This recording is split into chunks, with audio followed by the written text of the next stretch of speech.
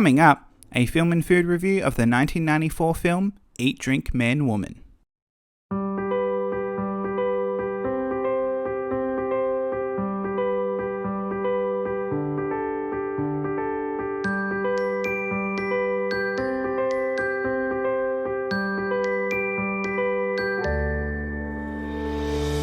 Welcome to the Film and Food Podcast.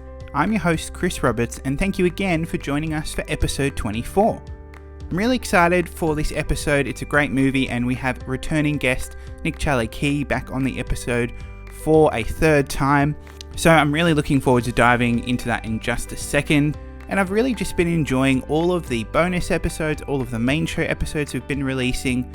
We're really making 2022 one of our best years yet, so make sure you go and check out all of our other episodes that we've been producing, and thank you so much for your support. On that note, I wanted to say a quick welcome to the Film and Food Podcast. We celebrate all things culinary and cinematic in film, so if you're a foodie or a cinephile, or both like me, this is the podcast for you.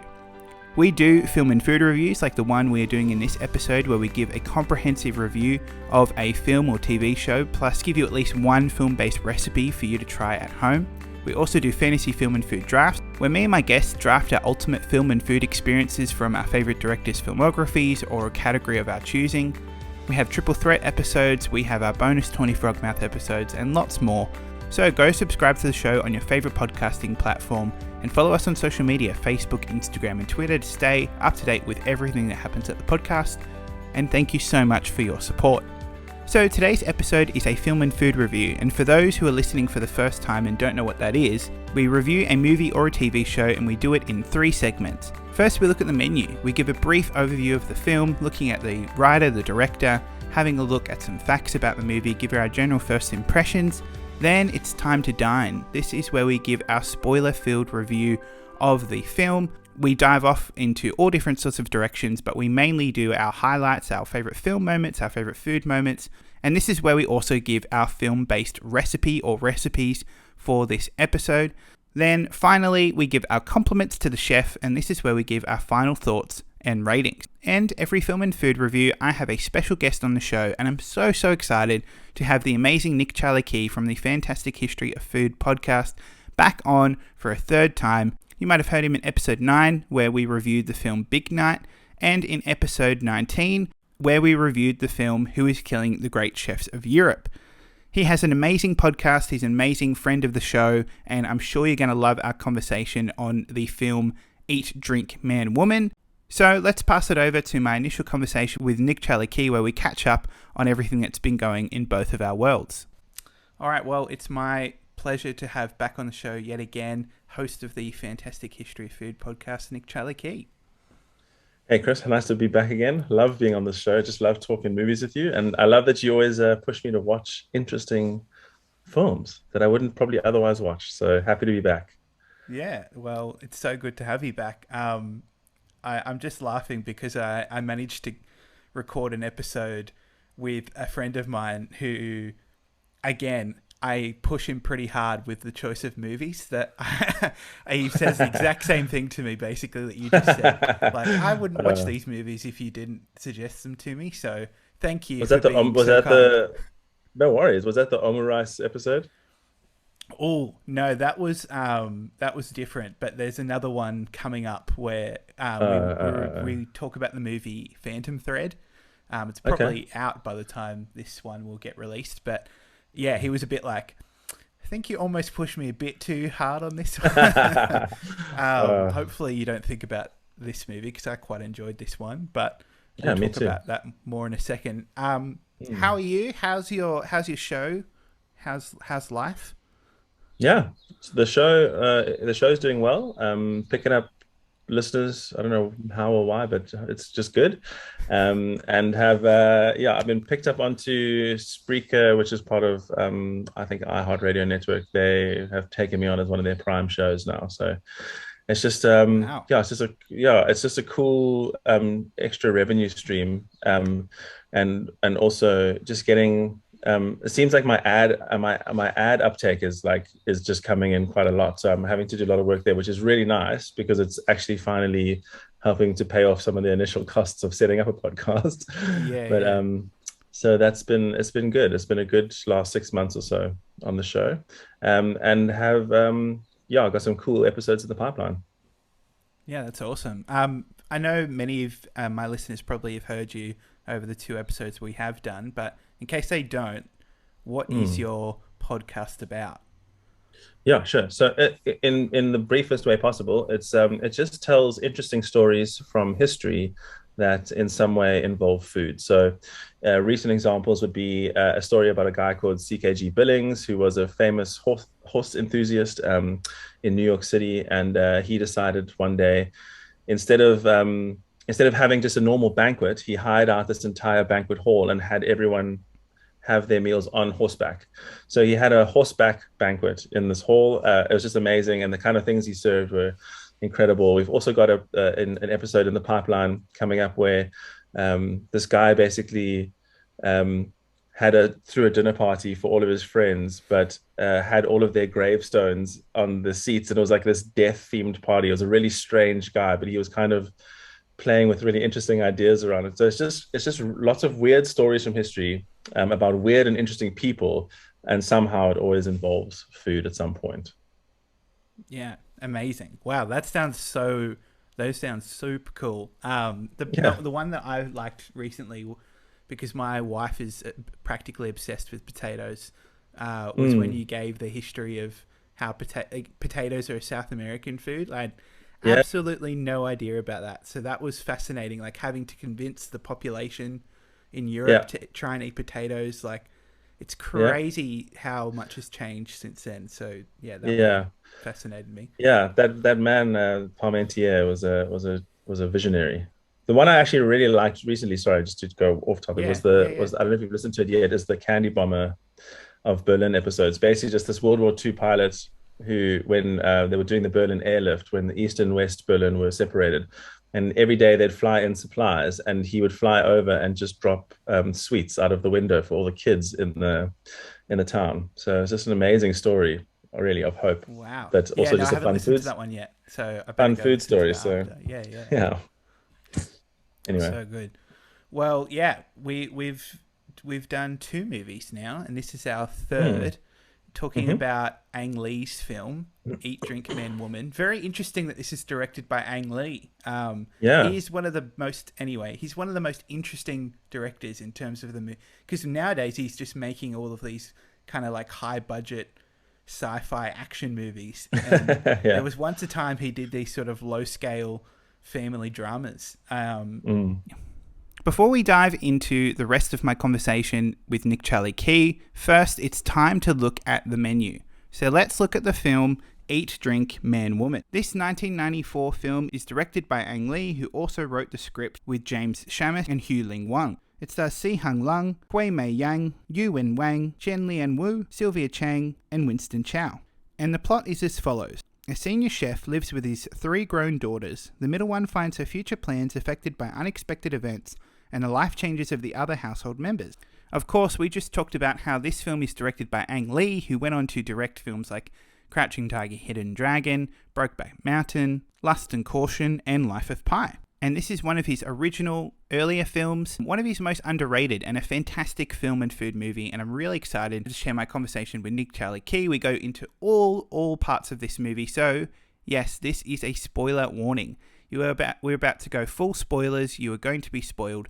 So go and seek this film out if you haven't already. It's on Australian Netflix, but go seek it out, go give it a watch, unless you are willing to be spoiled, because we're about to dive into the full review. It's time to dine. Okay, welcome to the review. I'm now going to pass it over to my conversation with Nick Charlie Key, so enjoy. Yeah, so did you have any highlights from this film that we watched? Geez. I mean, I think that probably the opening sequence was probably my big highlight. Just I know we'll get into more of it now, but I mean, I don't know if you saw the trivia. I know you do your research. They said just that opening sequence took over a week just to shoot just that opening sequence because there was just so much cooking. But it was just amazing watching And you know why I think it touched such a chord for me was because I think I must have mentioned this on one of the previous episodes, but I did spend a year living in Korea, so it's not the same as Chinese culture, obviously, but Asian culture is very similar in the way that they do their cooking, and so it kind of was just sparking some memories for me from some really happy times living in Asia for a year. So that yeah, amazing. How about you? Yeah, I was gonna. You took the words out of my mouth. The opening scene was incredible.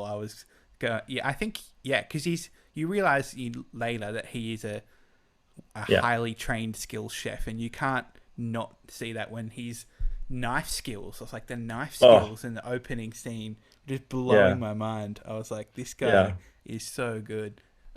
Even just the way he can get the seeds out of a chili in like one knife movement, Yeah. and the way he makes the dumplings. Oh my goodness, Oh, when there's blew a my little, yeah, brain. Oh yeah, my it's goodness, how like because it looked incredible. like perfect dumpling that you would see with that Yeah. pattern on the top, Yeah. and the way he does it by hand just kind of blew my mind. So yes, And so that was quick, the definitely a highlight. dexterity of his fingers just to get that movement so precise over and over and over again, no mess up. Unreal. But the one thing about that scene I thought was so funny, I actually made a note about it, was um the whoever was doing like the Foley, like the sound design, was getting very excited about the squishy, sloshy, like when he was like taking the guts out of a fish, they really let Yeah. you know with the sound that there was guts coming out of a fish. The So it chicken that was he's like yeah, breaking up and yeah, very squishy, a lot of very over the top squishy sounds, but it was funny. I quite enjoyed totally. it. Oh man. Yeah, I think the other highlight for me uh, is kind of the surprises of the plot, I guess you would say. Mm, Um, yeah. like I think that's the point. Every Sunday dinner, which is what Mm, this opening scene is showing the preparation from. Every Sunday dinner, there seems to be an announcement made that yeah. is quite shocking. And Yeah. I mean, we'll probably talk about the end one last, but that one like Yeah. Yeah. what? Wow. But Yeah. so you find out we're already in spoiler territory here, but you find out like the youngest daughter at one of these Sunday dinners that she's moving in with her boyfriend, who she somewhat stole from her best friend, Yeah. and that she's going to have a baby. And you're going, oh wow! So, and then boom, like in 1 second, she's out of the house, Yeah. and then you've got the oldest daughter who is sort of kind of giving eyes to the volleyball coach, and then boom, in like 2 seconds, it's like, well, we're Christian. I'm a Christian, and I'm getting married so that I don't Yeah. break any of my Christian rules about marriage, and Yeah. we're married now. And bye, we're out of the house too. Yeah. Yeah. Anyway, it's very. I feel like that's a pretty iconic phrase from this movie. I have an announcement to make. Yeah. Yeah. Um, Yeah. And the middle daughter, obviously, with her losing her house and then obviously having to move overseas, and so a lot of. I think it's probably. I was going to say it's probably helpful for us to just upfront label them as oldest, middle, and youngest because I don't want to butcher the names. And I yeah. know it was like Jia Chen, Jia Yes. Niang, and Jia Jen or something, but I know that I Yes. probably will get And confused between so them. So Jian Ning is the youngest, Jia yeah, Chen's the middle, and Jia Jen is the oldest. So yeah, we tried, but for the sake of the show running yeah, smoothly, I think that's a good way of talking yeah. about them. But yeah, um, yeah. And then I guess the other highlight, which we'll probably talk about more, is just yeah, the way food is used in this movie, which is super Mm. interesting. But yeah, I I mean, guess we'll talk about it sequentially. I'm sure. So I don't want to jump ahead, but yeah. yeah, Let's talk about. let's get into it. But you So do your spoiler alert warning now. oh yeah, we've already broke it. So let's dive right in. So basically, this movie is about this dad, Mr. Chu. You find out he's a widower. He's about 16 years before the movie set. His wife died, and he is a chef at this restaurant in this huge. We like I don't know if the restaurant set and just does these big weddings and banquets, but that's what it seems like based Yeah. off Wow. the location. That one wedding scene was super intense. Yeah. But then in the end, he has 3 daughters, and they all basically this whole movie. It's quite interesting. It's just basically based around their relationships. It's almost like a coming of age movie per se, in how each of them sort of are looking for their career, or not even their careers, but how they deal with their life and finding love and their relationship with their dad at home. And yeah, so what sort of stood out to you in the opening parts of this movie?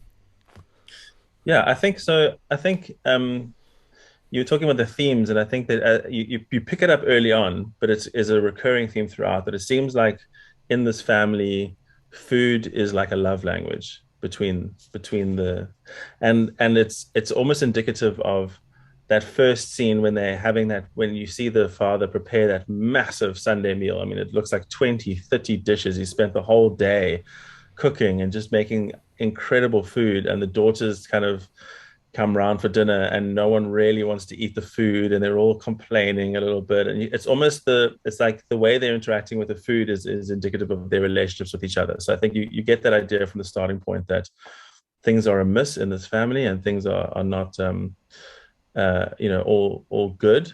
And I think it almost plays out, and you start to pick up on that theme of how he as this master chef has begun to lose his own taste, which becomes a theme throughout. He's beginning to lose his taste buds. And so the daughters are sort of picking up, oh, he's over smoked the ham, or he's done this, and they're picking up because they know, I mean, they've been around his cooking his whole life. They're going to be the people who are going to pick up when he's starting to make his mistakes or starting to slip a little bit. But like you said, what stood out to me, especially in those first sequences, was when he gets called away from that dinner to go to that banquet, was just the scale of that kitchen and that banquet hall. I mean, they had almost that, I can't remember now if it was a continuous shot or was just kept cutting, but of him just walking almost like this labyrinth of different parts of this kitchen that looked like it could have been the size of a football field, just one kitchen. I mean, it was unbelievable how big that was. And then they showed you the scene out in the banquet hall. I mean, there must have been 1,000 people that they were trying to feed in there. I mean, it was incredible. Yeah. Oh, the kitchen scene was amazing because it reminded me of this movie called Boiling Point, which I recommend if you've got a chance to watch. It came out this year. It's a shot entirely in one take in a kitchen in England. It's basically about like the busiest night in the year, and this chef is under a lot of pressure, and you basically just watch this commercial kitchen. Oh my goodness, is it the most anxiety-inducing an hour and a half you've ever seen? But it's really well done. It made me never want to work as a chef ever. But you see Mr. Chu, it's pretty cool because before, exactly right, he set up this character to be, I guess, his only way he really shows love, because he doesn't really seem to be an overly emotional guy, is by preparing these elaborate dishes, doing what he does best. And yeah, he's not getting the appreciation he thinks he deserves, or what, like 16 hours of cooking, whatever it is, from his daughters. And then to see him then in his sort of environment where he is the boss, where he's the savior, because he comes in, that they've called him up, and there's this wedding going on, and someone's bought fake fins. So apparently they think the fins are just not good ones, but then he comes over and says basically, no, like these are fake fins because they fall apart in the pot. But he knows he kind of is winging it and knows what to do, because he says he's going to make this completely new dish, and they're like, well, how on earth are you going to do that? And he's like, well, by the time I've made the dish, I'll know how I've done it. Which is pretty cool. And I like that scene because I think it does, again, show you sort of Mr. Chu's world. And you also meet his friend, who I just need to find. Old Wen. Old Wen, of course. Mr. Wen. And Mr. Wen plays a big role in his life because he basically tastes all of Mr. Chu's food. And if, as the movie goes on, as Mr. Old Wen suffers this sickness and then eventually death, you realize how much of a role he plays in Mr. Chu's life. And Mm. yeah, so from there, basically, you flow into the daughter's story, and it's interesting what they all do, because one of his daughters works for a fast food restaurant, Mm. which is pretty interesting because obviously her dad is like a insanely, like, the food she's getting on a Sunday night, like, most people will never eat that in their Yeah. entire life. Like, that's Yeah. how good it is. But like, she works for a fast food restaurant, and then Yeah. the middle daughter, I think, is the most interesting character of the movie, because she's got this executive job as a as an airplane executive, working out routes, and she's in the line to get a promotion. But you find out throughout the film that she really kind of wanted to be a chef, that her dad sort of encouraged her to study. And yeah, and then the oldest daughter is this science teacher who seems a bit uptight, seems to have, has found Christian faith, and has had this sort of heartbreak in her past, which we find out later, and which I would like to hear your thoughts about. Seems to Yeah. be made up. I couldn't quite figure that out myself. It's because yeah, I mean, let's just talk about it now. I mean, it's her whole story of this of being like the jilted like older sister, and in Chinese culture and in Asian culture, if you're not married by the age of 30, you're basically on the shelf, and you're an old maid. And so there's a big focus on you've got to find someone, and all the older women in the show, in the movie, are like, you need to get a boyfriend, you need to get a husband, you need to get married. It kind of feels like she is just resolved within herself. Well, I had this boyfriend at university, I loved him, it didn't work out, and I will never love another. And then, later on, you find that now the middle sister, the airline executive, has now started working with this guy who's like cool and hip and everything, and finds out that this is the exact guy that her older sister was in love with at university. But now they are starting to have a connection. And obviously, as you say, there's a moment when they, begin to have a passionate embrace, shall we say. And it all comes to this head of her going, how can you do this knowing that my name, how can you not even remember my sister? And then he goes like, what are you talking about? I don't remember your sister at all. And I couldn't quite figure out from that scene, because he then goes, was he saying, oh, he did kiss her once, but it was just like a kiss and he was actually dating someone else? And she was like, oh, this whole thing's made up? Or was he saying, oh, we were never together at all? I couldn't quite figure out what he was actually trying to say. Yeah, I'm not entirely sure either. I thought maybe that he knew of her because she was maybe like, they maybe saw each other, or she was seeing his friend, something Yeah. like that. But clearly it wasn't the relationship heartbreaking, both of them, Yeah.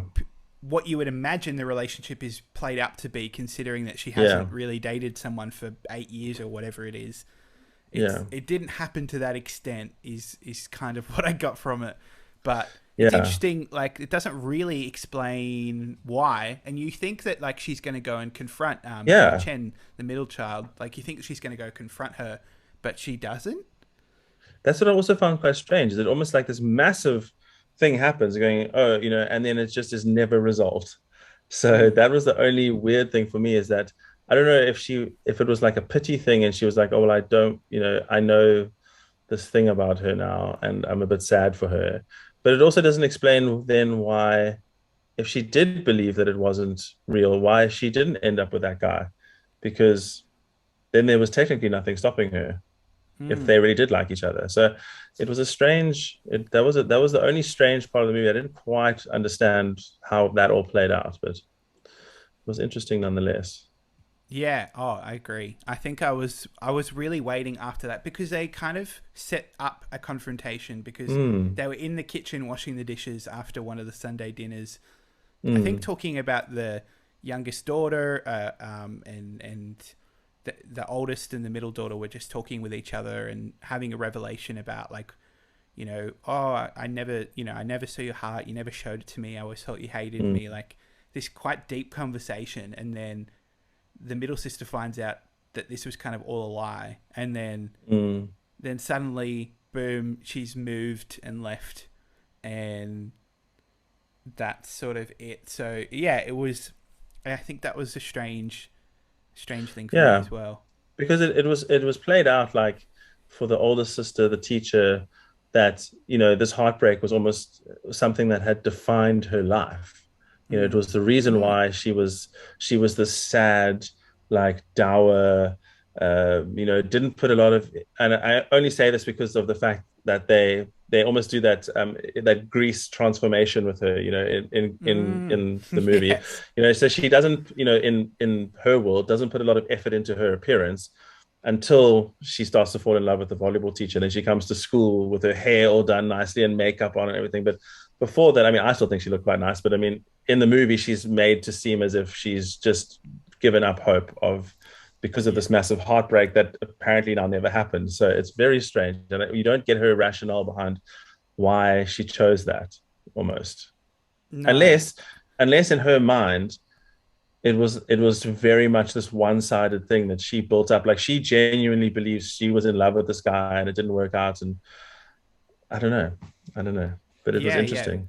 I think definitely there could have been that factor of her being so in love, and maybe an Mm, initial connection happening, and then maybe he retreated because he didn't have the same feelings, mm, mm. and maybe she was Either embarrassed way, of how deeply it hurt her, and then fabricated a story to make it seem like a thing more acceptable for her family to believe. But anyway, um, yeah, but that's yeah. sort of, we did touch on our story a bit then.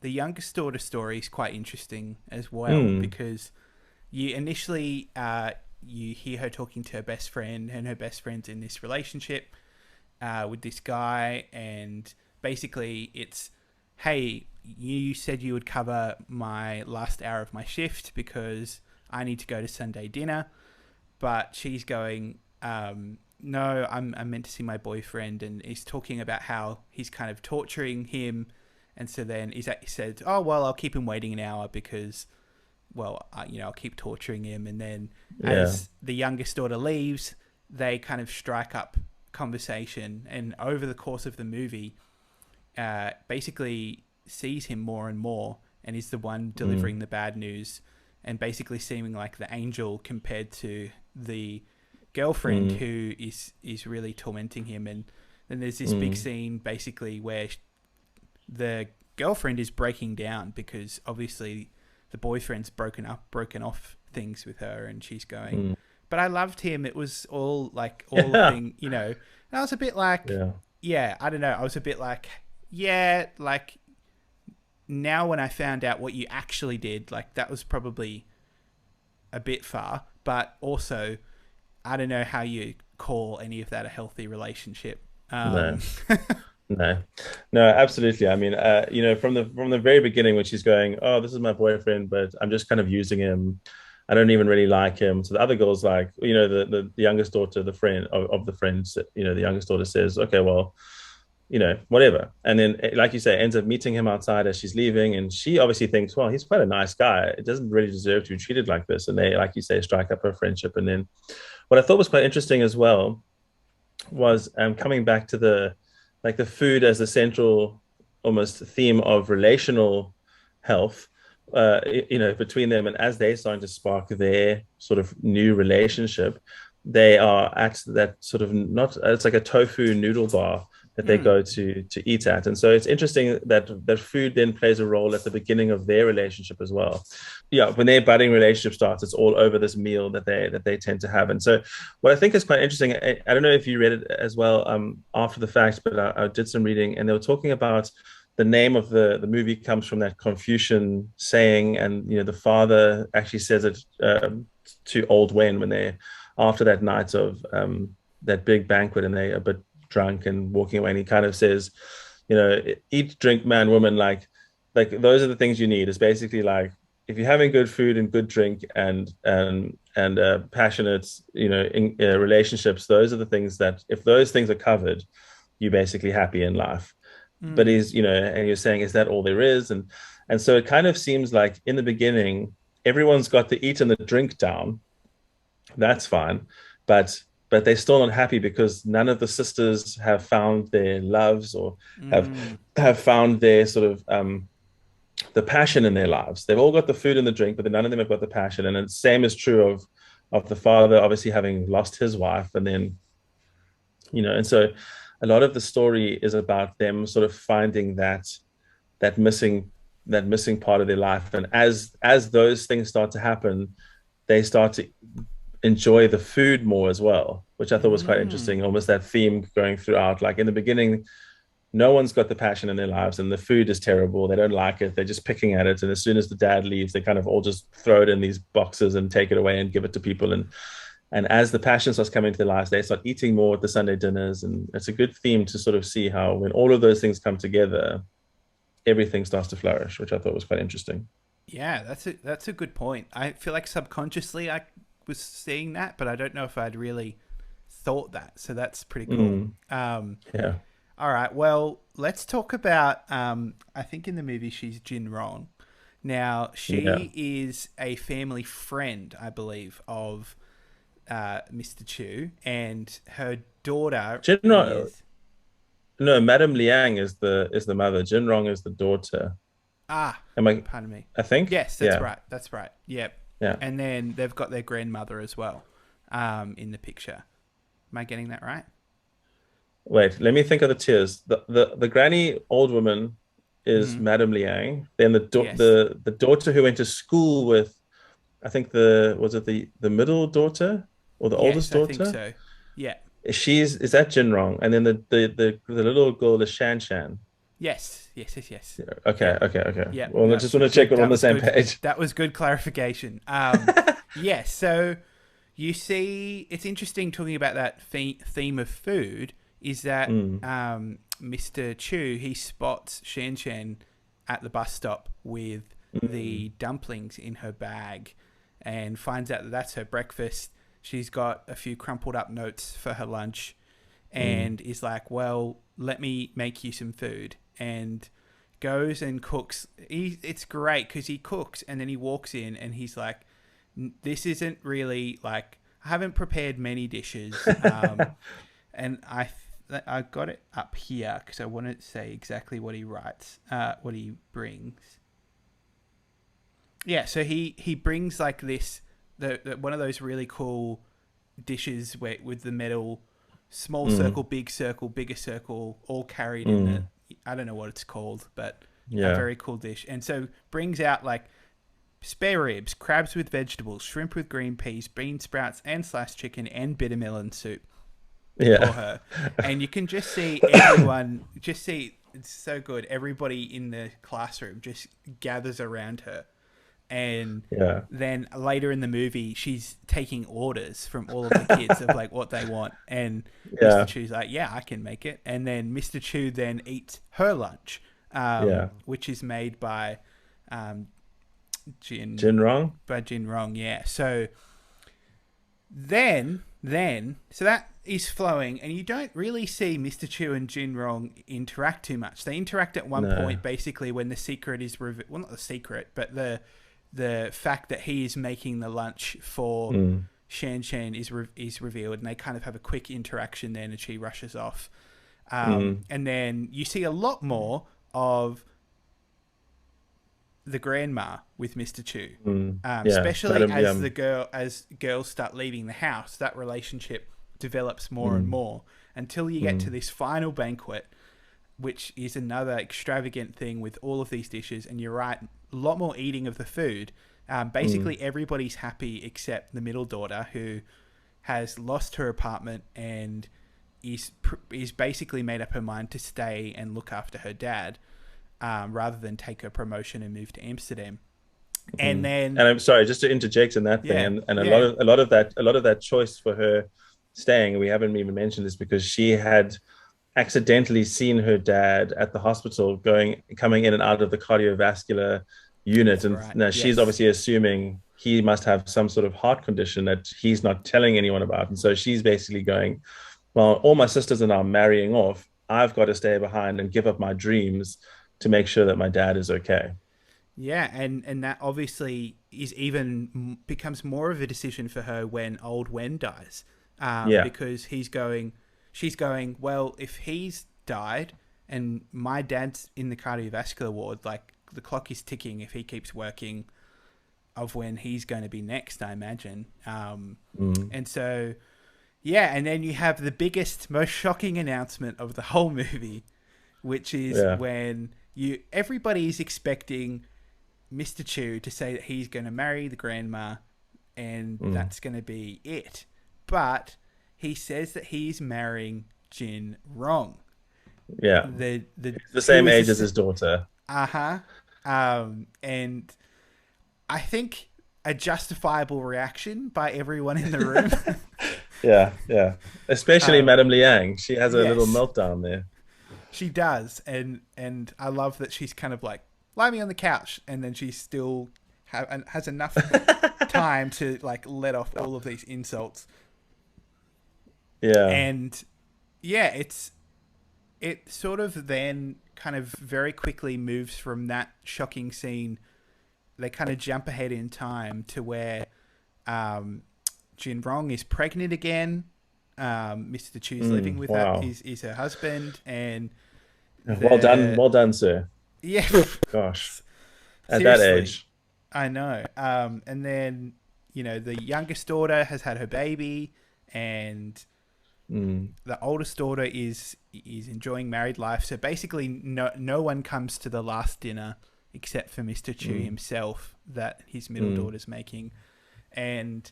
Yeah, quite an interesting ending. Basically, he's like suddenly criticizing all of the middle daughter's cooking, and then goes, too much ginger. Wait, I can taste again. And then basically they say, daughter and father, and that's the end. I don't know if you had any other thoughts about sort of the end of the movie. No, but I think it was interesting if we're talking about that whole thing of everything almost coming together when all of those needs are met, the man, woman, eat and drink. And so he was losing his taste buds, he was losing his ability as a chef to taste correctly, until the part of his life which was the passion part. And he's now met Jin Rong. They are now married, having a child together. And so now that part of his life is fulfilled, the other part seems to now come back to him again. His taste buds are back again, now that the passion part of his life is fulfilled. And so it's interesting to see that, it kind of comes full circle for him, back to being, he can be that chef once again. But I also thought it was quite interesting, like the middle daughter who is cooking for him. There's like a whole narrative of how she actually didn't want to be this airline executive. She wanted to follow in her father's footsteps and be a chef, and it kind of was quite damaging to their relationship, when he basically forbade her from going into studying cooking and studying to be a chef and following in his footsteps. And I think she was obviously quite hurt by that. And they have that whole, they talk about it briefly, I think, in the hospital with old Wen. She's talking to old Wen about it. Is when it first comes out. There's a lot of scenes of her in the home when she's kind of looking in the pantry longingly at all of these amazing ingredients that her father has. And she says previously, it's his kitchen, I'm not allowed in there. And so I think, she got kind of pushed into this whole world of something else entirely. And now is moving to Amsterdam. Now that her father is living with Jin Rong, she is actually going to leave. And I think it's quite telling that the last thing that they say is that father-daughter thing. It's almost like their relationship is healed as well, from that big blowout potentially of, not obviously. I think there was quite a lot of hurt and pain in that whole process that has now also been healed at the end, which is quite nice. Definitely. And I think that's one of the cool scenes is when she actually goes and buys all those ingredients to make for what's her ex-boyfriend that they're kind of just having a fling. Like they talk about at the beginning how it's much better for them to just sort of see each other on the side than to be an actual couple because they used to fight so much. They're like friends with benefits now. Basically, yeah. And so she brings all of this food over and says Mm. basically, I'm locked out of my kitchen. I need to make food here. And Yeah. you can see she's like a very accomplished chef herself, Yeah. Yeah. which Because she seems to is, imply that after, I mean, that she would go to the kitchen after school and her dad would show her how to cook and everything, almost like, oh, this is so great. You taking an interest in what I do, until it got to a point where it was almost too serious. And he was like, I don't want this life for you.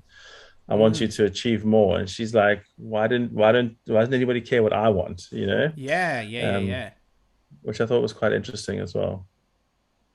It's interesting, like how old Wen basically saying, "Don't hold a grudge against your father." Like, Mm, he one day his emotions are going to be able to have to come out, or he's going to end up like me. Um, and it's interesting, really, that kind of only show of affection is probably the very final word he says in the mm, movie. Because up from there, he still doesn't really show much emotion. Like, the only time he cries is at Old Wen's funeral. yeah. But the rest of the time, he's sort of, yeah. The most affection I think he shows is for Shan Shan. Um, Oh, definitely. like, Definitely.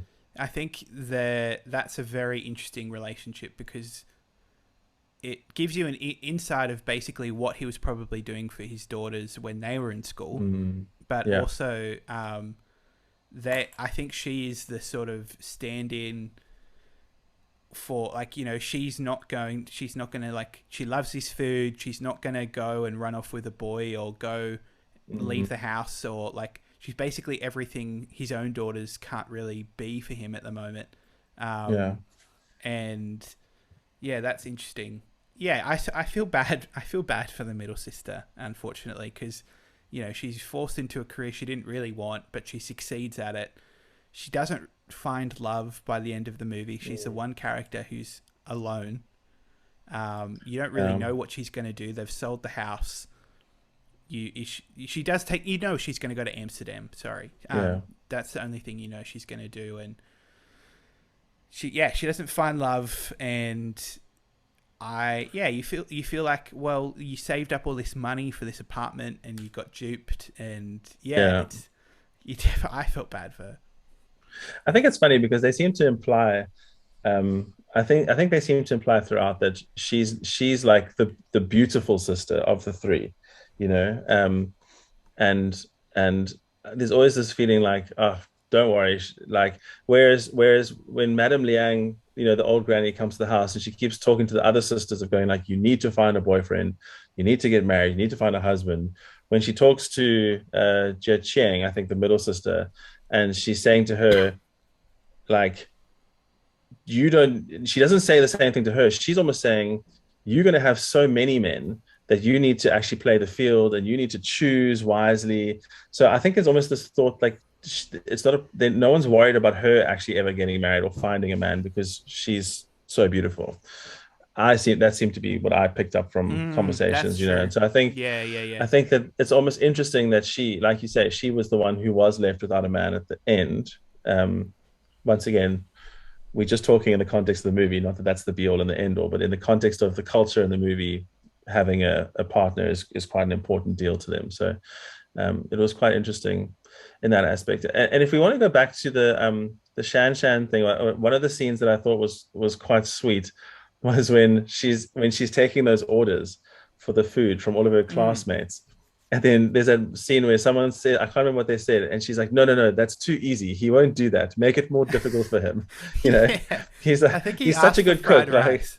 yeah, something like that. And she's like, no, no, no, no. I don't know if you understand who this man is. Like, you need to challenge him.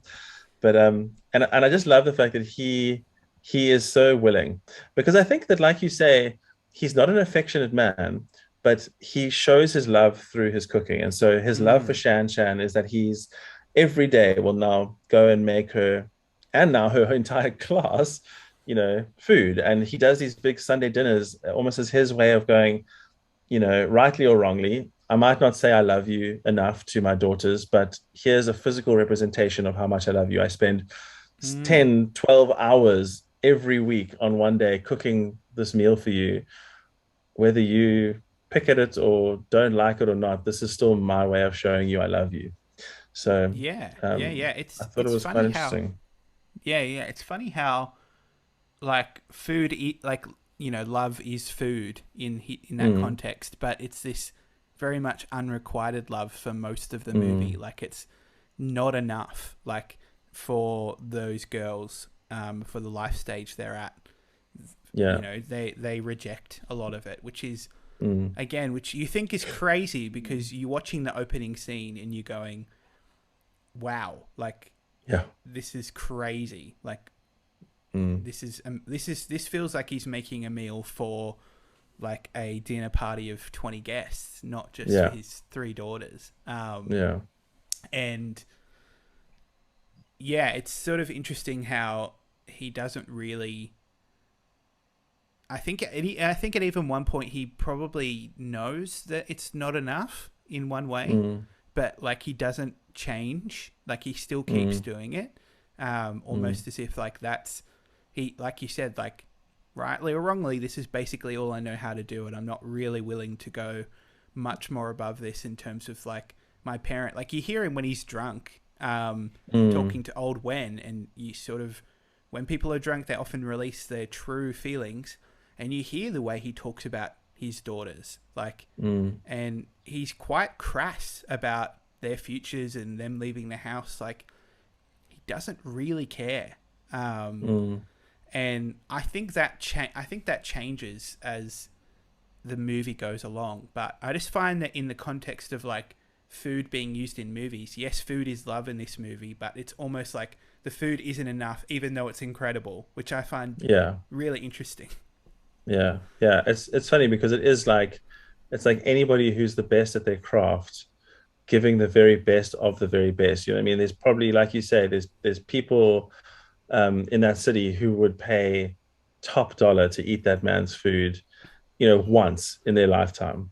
And these girls get, the very best of his cooking, and he's the best at what he does. And as they keep saying, like he's the master. Um, and they almost don't appreciate.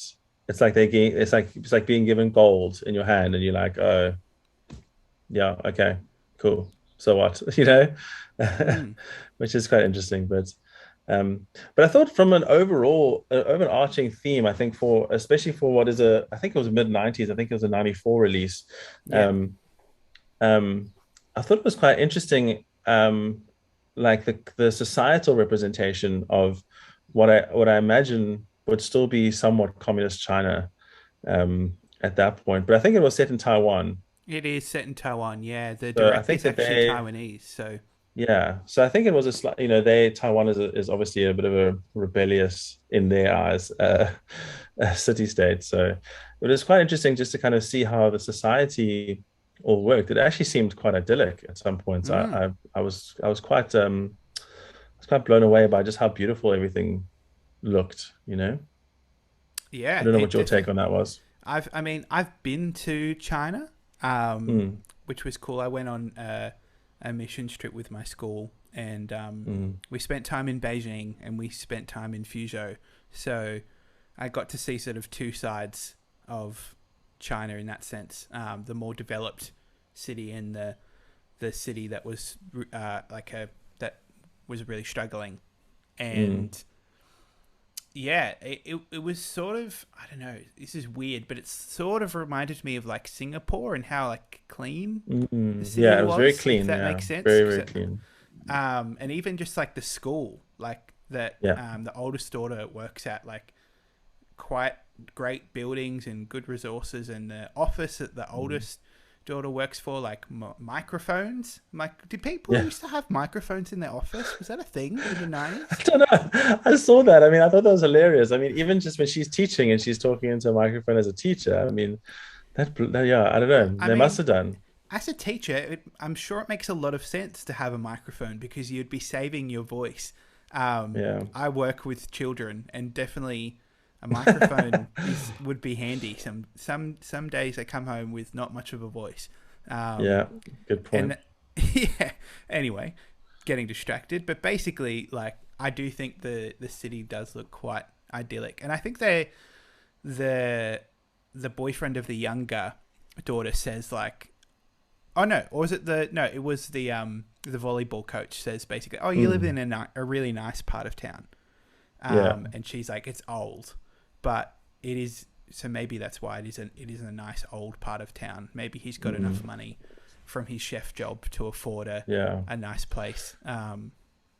Well, that's what I also found quite surprising, is that their house is massive. I mean, Massive.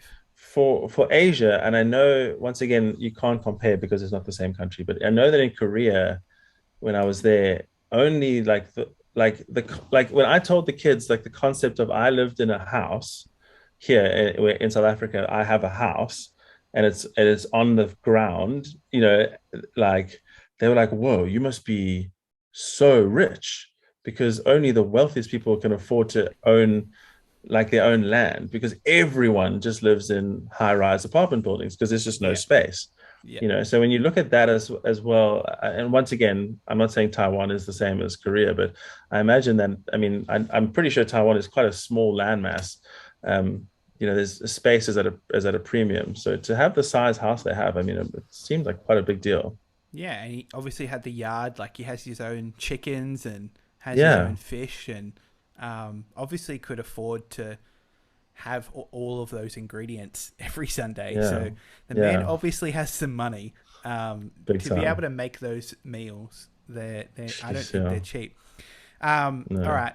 We probably any mentions of the. Let's talk about the food now. I don't know what Mm, recipe I'm going to make yet. mm. I'm kind of was a bit intimidated by a lot of the things that the Yeah, chef made in this movie. I not liked surprised. I liked maybe making something quite simple, like they make bitter melon soup a lot. I'm like, maybe Mm, that's something I could make. mm. I don't know. I'll have to have a look at some of the dishes and I mean, I'd insert. say the easiest thing you could do is try recreate the Wendy's burger. So, Genius. Um, mm. Great. That's perfect. No, I think there's also, I mean, so when they, I don't know if I just had funny subtitles or not, but when the youngest daughter and Guo Lan or whatever are at that noodle bar, and their budding relationship is kind of starting, and they serve him, and she hands it to him. She goes, "Here's your stinky tofu." I don't know if you had the Yeah, same yeah, yeah. subtitles I as had the me. same subtitle. Yeah. Yeah. I was like, what a weird name for a dish, stinky tofu.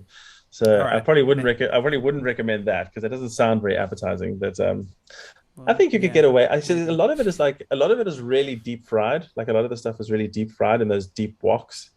I think Mm, you could get away with doing some sort of like because he seems to do like a flour dusted fish fillet or something that's deep right. fried. He I mean, kind of gets those fillets and kind of mm, fries them in his using a spoon to get oil onto kind yeah, of every part yeah, of it. Yeah, yeah. there's a lot to choose from. All right, well, whatever I end up deciding, I'll chuck it in the episode here. Chuck it in the episode here. Okay, Chris here, interjecting to let you know that I'm not making bitter melon soup. I have come up with two great recipes for this episode: braised Taiwanese pork and boba tea, Taiwanese boba tea. So I'm going to pass it over to myself, recording my thoughts as I make and eat and drink both of these recipes. Okay, so our first film-inspired recipe for this episode is inspired by all the elaborate meals made for the dinners by the dad in this film. And I've been inspired to make Taiwanese braised pork. And this is a recipe that requires a bit of dedication, but it is oh so worth the wait. You are using really great pork belly with all of these different spices and soy sauce, and basically frying it, slow cooking it, and it's delicious. You serve it with rice and boiled eggs, and I'm about to try it now. So I've got my bowl in front of me, ready to dive into this Taiwanese braised pork. Wow. That is extremely, extremely delicious. The slow cooking has made that pork so tender. Being allowed to sit in that soy sauce and all of those spices for so long has just made it the tenderest, juiciest, most flavor-packed pork some of it I've ever eaten before, combined with the rice and the boiled egg.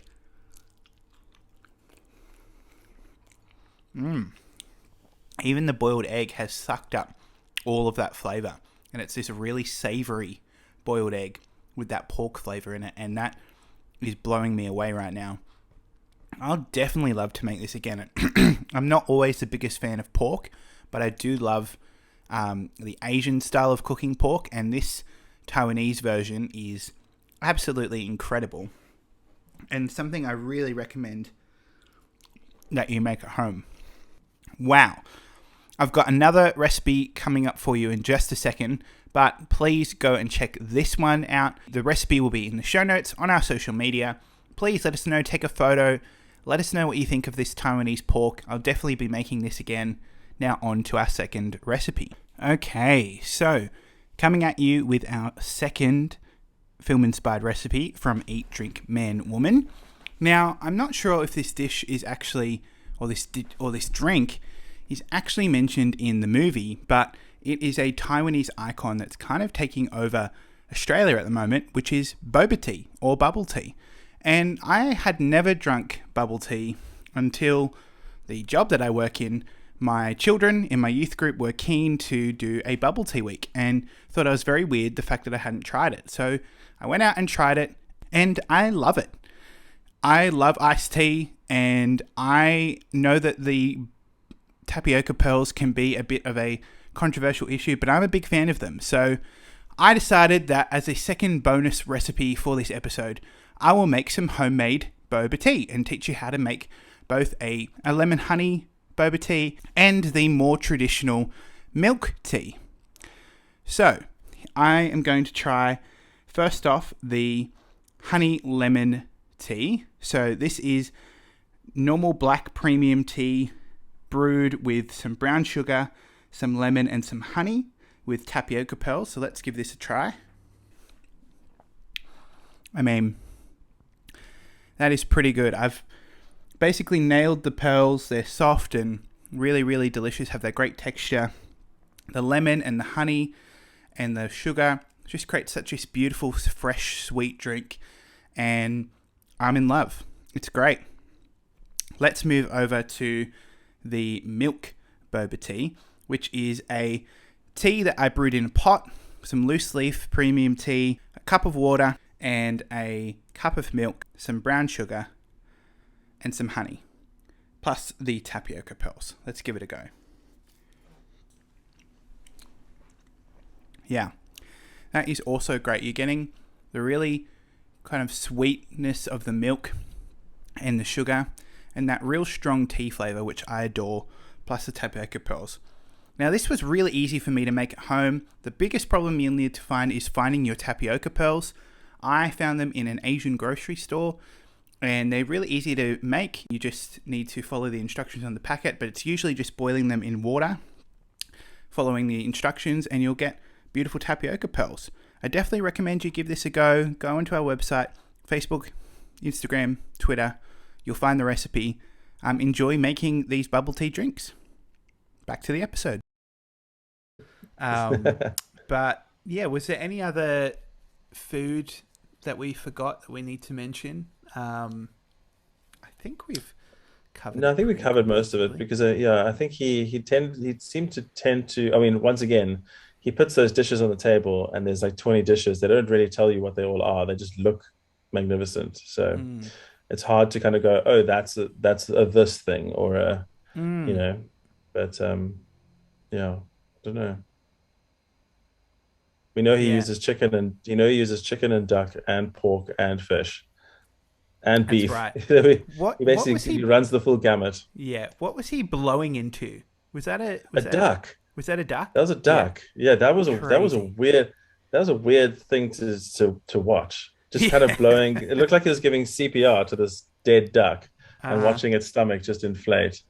Wow, that was weird. I feel like that was edited into quite a normal scene happening with one of the daughters as well, if I remember correctly. So it felt quite jarring because I was a bit like, oh, wow, like you were blowing into a duck. I did find the cutaways in that movie quite strange. They tended to love for some reason cutting away to that woman directing traffic, which made Yeah. no sense contextually. I didn't really understand what the point of that was. Where they At the kept, school. oh, was that at the school? It was just that it was like a woman. It was like a woman in the middle of a busy street on this little podium. Just she was like instead of the Oh, traffic yeah, lights, yeah, she's just yeah. directing traffic. Oh, And did they yeah. cut to her like two or three times at No, that's random true. parts of the movie? No, that I didn't wasn't really the get if that school. was meant to be symbolic or not, but I don't know. I'm thinking of all the motorbike, like the guy Oh riding up yeah, the yeah, yeah, motorbike. That's what I'm thinking of. But that was different yeah, to those yeah. That was cutaways. So different. yeah, I don't know. I love the one scene when he came out on his bike, and for 1994, he's obviously meant to look quite cool, but those aviator glasses were just slightly too small for him, and he ended up Yeah. he looked he looked quite dorky. But in the movie, he's meant to look super cool. Oh But yeah. I thought that was quite funny. Yeah, yeah. I think I liked the karaoke scene as well. That was pretty cool. Yeah, that was I love cool. how Where was that? the Was that like in the school staff room? yeah. I'm not sure. I wondered if they hired a place because It I seemed was a like she little walked from her classroom and then could hear it in the hallway from her yeah. classroom. So Maybe it was at the I don't school, know. but it's funny. Like the song she chose was like very classic, like her personality. Like this Yeah, sort of like I don't know. I hadn't heard that song, but it's like a very based off that that love passage from the Bible. I think. yes, Um, yes, yes. yeah. Um, all right. Well, is there anything we're missing before we move on to sort of final ratings or reviews? I mean, the only Anything the you want only to plot say? point the only plot point we didn't really touch on, which doesn't. I mean, it kind of is important for her, the older sister, is those love letters that she keeps getting on her desk Mm, that she thinks is yes. from the volleyball teacher. And so she's getting really excited. You can kind of see her in the background getting really excited the whole time. And when she sees him, she thinks, oh, this guy is really into me. And then obviously outside of that, he keeps inviting her to come to this volleyball tournament or something to watch him. But it's quite strange because it's almost like they build this whole thing up like, oh, they do secretly like each other. And then all of a sudden you find out every morning she's coming in and finding these love letters on her desk. It's actually been a prank by her students. And you Yeah. go, oh no, this sucks. This is terrible because now he doesn't actually like her. It's been a whole prank. But then it's like, no, he does actually still like her. So you're like, oh, okay. Yeah. This is like a confusing red herring because it's not a It, red herring at all. yeah, that was interesting because it's set up that makes sense because the first scene of her teaching, she's chastising those boys for handing out uh, Nice. love letters in her classroom, but then yeah, it doesn't really. You kind of go, I sure you threw that in there, I guess for some more dramatic tension, but Yeah. they still ended up together. Yeah. Yeah, So yeah, and not even very like not only did they end up together, it literally was like, okay, we like each other, and instantly married. yeah, So yeah, and so it's so funny. yeah, it's very funny, and yeah, also very like I felt in terms of the editing, very kind of tragically comedic. How very quickly it would cut from that dinner where the announcement was made to Yeah, one of the daughters getting on a motorbike or getting in the car and yeah, leaving. It yeah, was sort of like no, there wasn't like any sort of like follow up conversation on the table. It was just like boom, straight into an edit, yeah, and they're gone, and you would be like, okay, wow, that happened yeah, fast. yeah. I was wondering because I was trying to at that one point when the first time it happened with the youngest daughter when she said, "Oh, I've met this guy, and I'm also pregnant with his child." And then like it instantly, like you say, it cuts to them getting in a taxi. And I was like, is this meant to be like a while later, or did they literally just leave the dinner instantly? Because I think she's still in the same clothes. So it's quite a funny little moment where they have these big announcements instantly gone.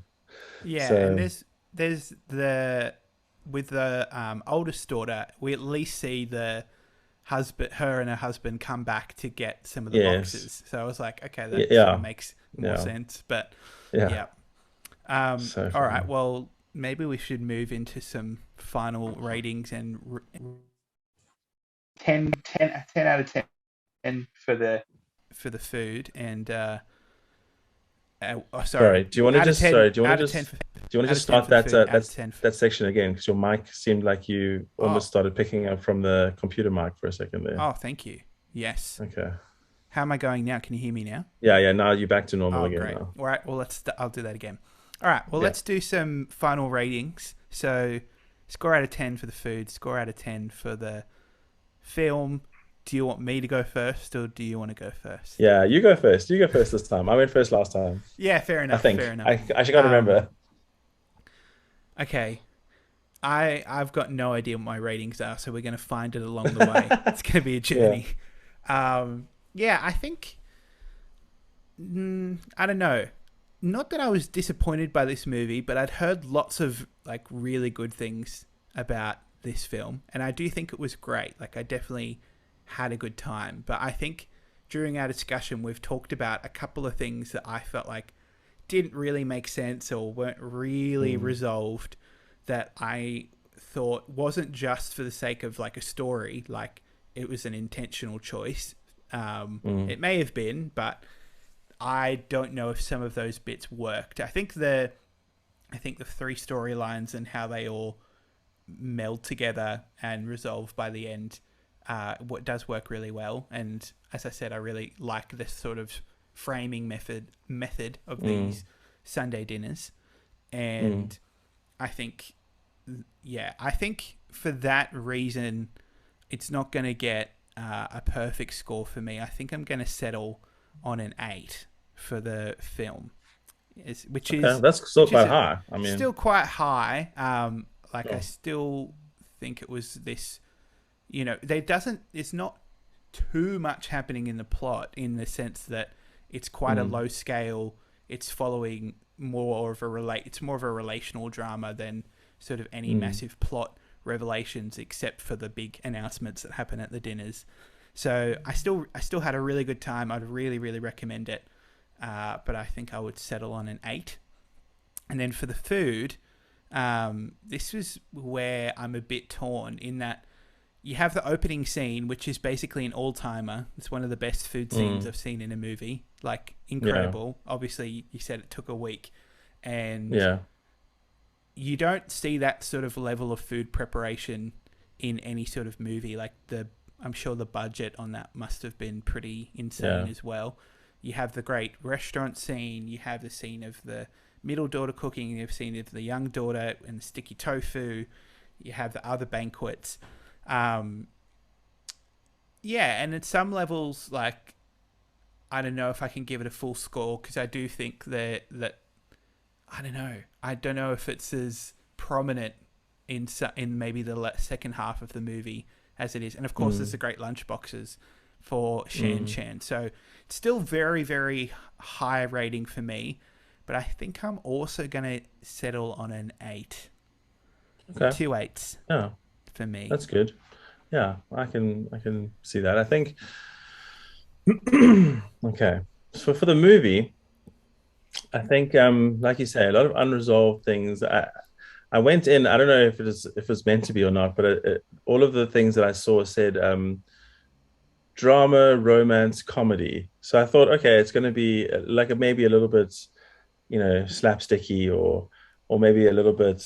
And I didn't really pick up on the comedy in it. I mean, there's some fun cuts and there's like like the silly moments, like when she goes to get her husband, and she opens the door into his knee or something, like, Yeah, yeah, yeah, yeah. and he's like, oh, ouch, and you're like, okay, that's not really. But outside of that, it is more very just very drama focused, so that's fine. So I mean, I think I got sold down the river a little bit by the description on the movie poster, but but I think in terms, I love the cooking scenes. I really did enjoy those. And I loved his relationship with Shan Shan, and I really liked the just sort of watching those sort of things. Those are really fun. But I think, like you say, with the unresolved plot points, I would probably give it a 7 out of 10. I think for Yeah. that. Um, but for the food, I would probably give it an 8.5. I'd say, just because because I think in other movies we've watched, we've seen good food, but we've maybe seen like less than 10 dishes maybe in the whole movie. And in the opening sequence, you see probably about 20 Yeah. dishes, and then you see another like when he does that stuff for Shan, like another 5 or 6. And then you get to the quantity of food you get to see in this movie, and the variety I think is so strong that even though you don't know what it is, it all looks delicious, and I want to eat all of it. Uh-huh. And so, yeah, I'd have to give that quite a high score, I think. Even though you'd like the prevalence of it and maybe some of the preparation of it to be more prominent in the movie, they did a good job of sort of showing you quite a vast array of it, I think, across the course of the film. So I would settle on an 8.5 for the food aspect. Nice. Yeah. Well, we're pretty similar in our thoughts then. So, Yeah. yeah. Well, I still think it was definitely worth recommending. I think if you know what you're going in for, I think I don't know. I'm glad I didn't know it was a comedy because how could you call it a comedy? I don't really know. I know. It's funny. Trying to see if, yeah. Look, even on the Wikipedia, I Yeah. mean, the very first line says, Eat, Drink, Man, Woman is a 1994 comedy drama directed by Ang Lee. And I just do not pick up on the comedy aspects of it at all. That's interesting. Now, the movie that Yeah. I did the Omiras for, Tempopo, that is the definition of a comedy drama. That movie is hilarious. Yeah. Definitely recommend you check that one out. I would no doubt say that that's a comedy compared to what this movie is. Yeah. This Yeah. movie's not bad. It's just, if you have No. expectations can ruin your movie experience. Yeah. I think. Yeah. If Yeah. you get No, the I wrong- agree. So if you I get think, the yeah, wrong like I ones. said, I think I went in and I was kind of just waiting for stuff to liven up a little bit comedy wise. That's my own bad, I shouldn't have hopefully seen I that. mean, you can't avoid it. If that's what they tell you what it is, well, Yeah. what are you meant to do? Yeah. Oh well. Well, before you go, why don't you tell everyone where they can find your show and find you on the internet? Yeah, great. Thank you. Yeah, so I mean, my show, Fantastic History of Food, is available on basically all of the podcast apps, podcatchers, I think they call them. So Apple, iTunes, Spotify, Spreaker, blah blah blah blah blah. There's on all of them. So that's great. And then on Twitter and stuff, so I'm at Nick Charlie Key, and the podcast is at Food History Pod. So yeah. So good. Yep. Support if you get really into the show. You can always support Nick on Patreon, which which is good too. But yeah, they're really great episodes. I know people have to take out 2 days to listen to my episodes sometimes because they can be so long. But you only need, you can fit a whole Fantastic History of Food podcast episode into the time you wash the dishes. So they're great because they're so easy to fit into your day. So definitely, if you like food or you like history or you like both, or you just like cool stories, I think you'll definitely enjoy it. So definitely go check that out. Thanks. Well, Nick, it was so great having you once again. Very welcome to come back on. I don't think there's ever I don't know if I'm ever going to run out of movies. I'm sure there's plenty to go and discover. So we'll make this happen again at some point. Yeah, thanks, man. I love it. Like I said, I mean, this is third time on, and I just love it every time you message me and say, "Hey, let's do another one," because I always get so stoked. Even if my ability to schedule them is always it's always a problem with 2 kids and a job. I mean, it's heavy days, but yeah. Once again, I love just seeing into this world of movies that is not. This is definitely your forte, but you share it with me, and I love it because I get to experience these things I would otherwise not experience. So, thank you. Well, thank you for making the time. I only have one child and know how difficult it is to schedule things, even with one baby. So, yeah, you fitting me in is just great. So, thank you so much. Cool, man. Have a great rest of your day, and look forward to hearing your other episodes that come out. Yeah, sounds good. Okay, well, that about does it for this episode. A film and food review of the 1994 film Eat, Drink, Man, Woman. Thank you so much to Nick Charlie Key again for coming on the show. It's always such a blast to have you on, and I love recording our episodes, and thank you for lending your expertise to this show. Please, if you haven't checked out his show, The Fantastic History of Food podcast, you need to go check it out. It features all of these great stories from history that somehow revolve around food, So if you like this podcast, I'm pretty sure you're going to love Nick Charlie Key's podcast as well. All the links will be in the show notes of this week's episode, so go follow him on Twitter, go subscribe to his podcast, support him, become a patron of his if you're so inclined, but go support him and his show, and thank you, Nick, for coming on, and I'm really looking forward to when we can record another episode again. Are you a fan of the Film and Food podcast? If you enjoy the episodes we make and all of the things we do, I'd like to ask you if you would be willing to give us a 5-star rating or review on your favourite podcasting platform, particularly Apple Podcasts and Spotify. These ratings help us get into new listeners' ears and into the people who want to hear our show. So thank you to everyone who's given us a rating or review already, and thank you so much for your support. Make sure you follow us on social media, Facebook, Instagram, Twitter. We post videos and all sorts of other content to keep you up to date and give you some behind the scenes of what happens on the show, including behind the scenes of how I make some of the recipes and all sorts of other things, videos from the different episodes. So go and check it out. You'll get something more from your Film and Food podcast experience and also stay up to date with everything going on with the show. So go make sure you follow us on all of those platforms. Make sure you email us. The address is fans@filmandfoodpodcast.com. That's fans@filmandfoodpodcast.com.